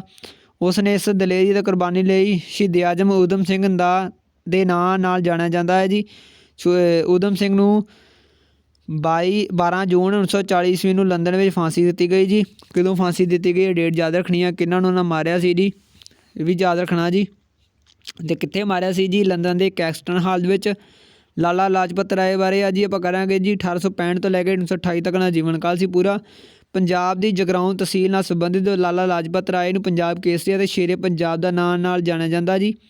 ਲਾਲਾ ਲਾਜਪਤ ਰਾਏ ਇੱਕ ਚੰਗੇ ਪੱਤਰਕਾਰ, ਚੰਗੇ ਲੇਖਕ ਅਤੇ ਤੇਜ਼ ਚਰਿੱਤਰਵਾਨ ਭਾਸ਼ਣਕਰਤਾ ਅਤੇ ਸੁਲਝੇ ਹੋਏ ਵਕੀਲ ਸਨ।